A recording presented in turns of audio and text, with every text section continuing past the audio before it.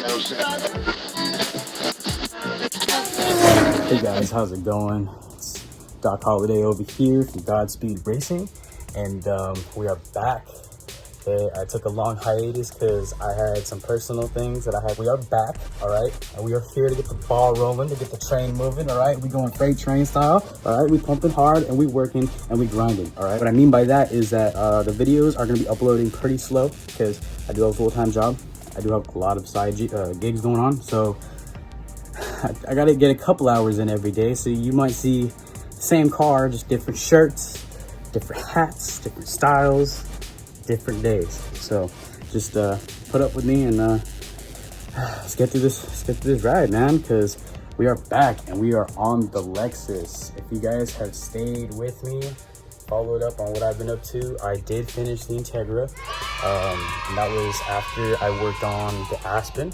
We are finally down to my project, my personal project. Most of you might not know that that Acura Integra was my friend Cameron's. I will drop his Instagram right here. But yeah, you guys can hit him up on there, ask him about the build. It's just a complete stock rebuild with just a little bit of extra love. It was actually pretty fun, to be honest, but it took us a really long time, just because of time and money. You know, it's been a struggle out here because of COVID, and people have a lot of personal things going on in life, and they got to just put their money elsewhere, and we get it, you know? You can't always put it in the cars, you know? So we are back on the Lexus. This thing is gross. Check this thing out, guys. This thing is a rat's nest.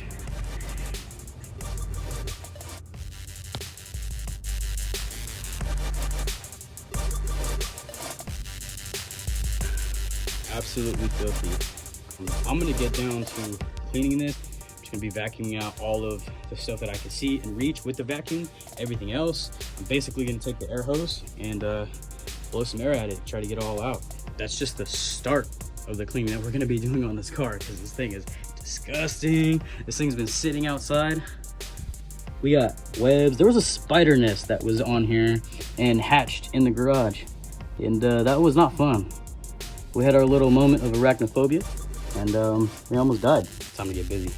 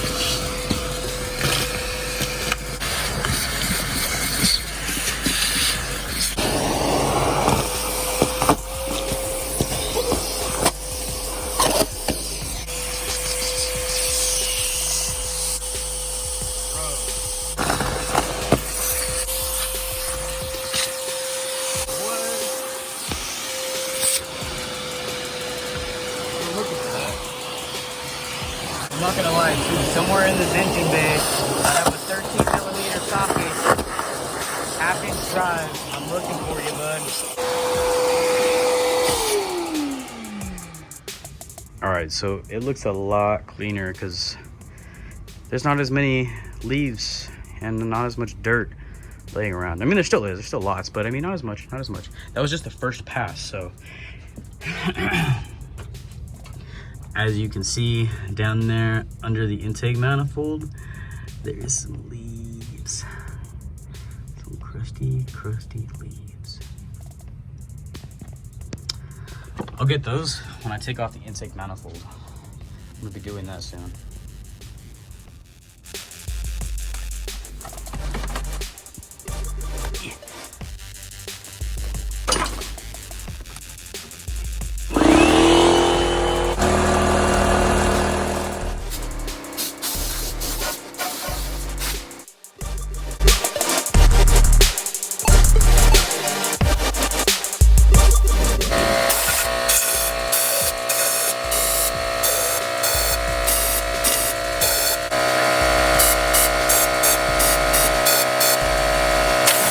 basically what I'm gonna be doing next is I'm gonna be taking this hood off. So I already went ahead and popped out the C-clips. These are spring C-clips. Pop off each strap just like this. And the other one just fell off. I took all of the push pins for the insulation off already. Pretty much did the work for us by letting gravity fall and knock these down. Let me see if I can prop the hood back up with one of these. I should be able to. No. Okay.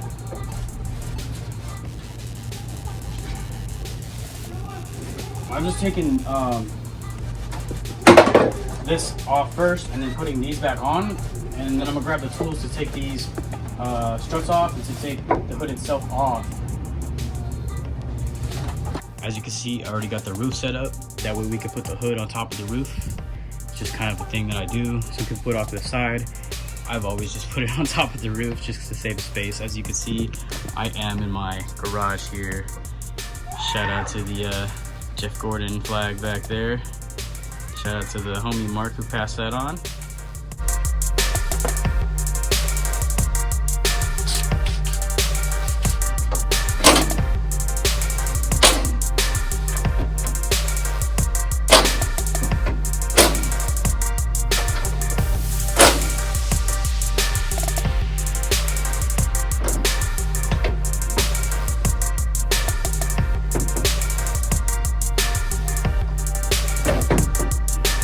Alright, so just a little trick for those of you guys trying to take your hood off by yourself, like I am. Take something like a jack handle or a broomstick or something to hold the hood up, something sturdy, and zap the bolts loose. Break them loose, but don't actually take them out. You rest the hood on your stick, let's just call it. You remove your struts and then your brackets, your bolts really, and your brackets, and just do one side at a time, nice and slow. And then once you're done, you can just pick it up. How you pick it up is you still lean it against the car in the pits of the fenders. Lean it up in those corners and stand it up with your hand, pull the stick out, and then slowly lower it, pick it up if you're strong enough. If not, 2 people is highly recommended just to save your hood, and rest it wherever you're gonna rest it.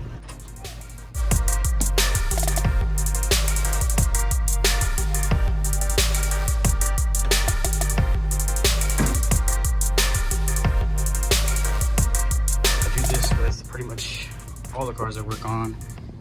See, if you do it right, it won't be touching anywhere that's gonna affect anything in the car. All right, guys, so we are back another night. Few things have happened since I pulled off the intake manifold. I put it on the lift, man. It's up in the air now. I took the cowl off right here. I took the windshield wipers off first. And then in the process of doing that, I kind of fractured the windshield a little bit. But let's not mention that. This car's a crap piece of junk anyways, right? I mean, doesn't matter.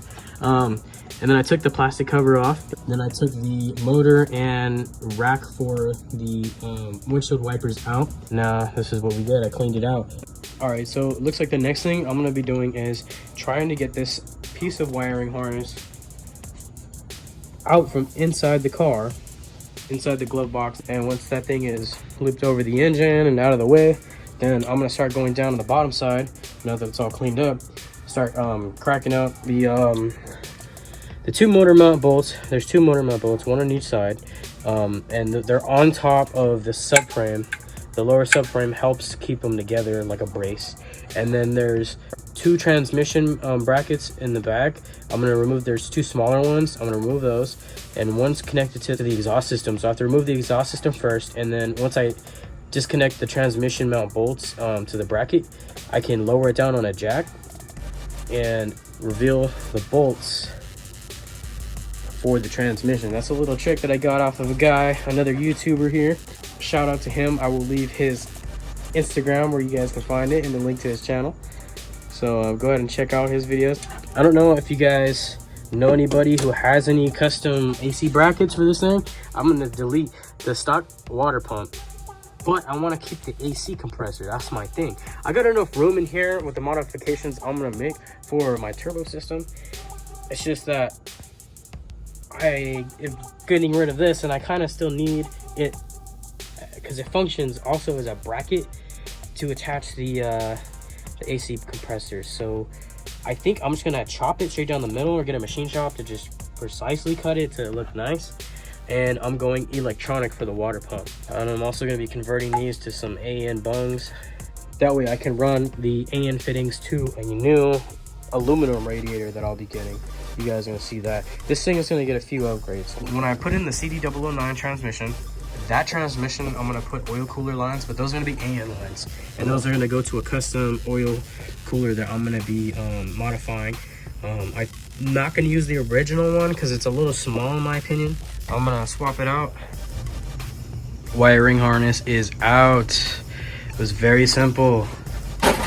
Just 2 nuts off of these studs right here, and you basically just disconnect it from the ECU on the inside of the car.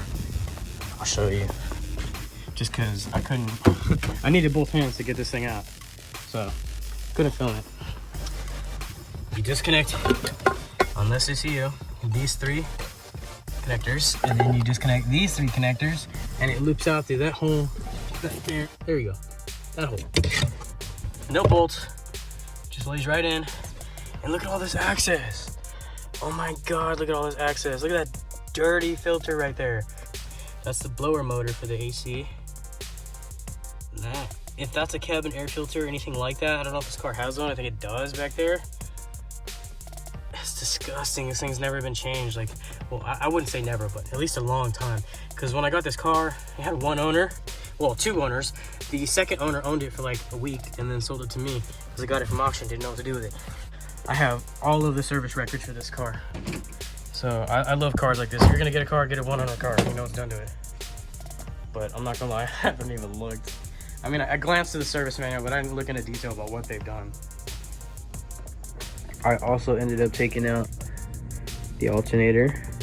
And next I'll be taking out the power steering pump and the AC compressor. Alright, so I also emptied out the engine oil, and I just finished emptying out the transmission oil as well.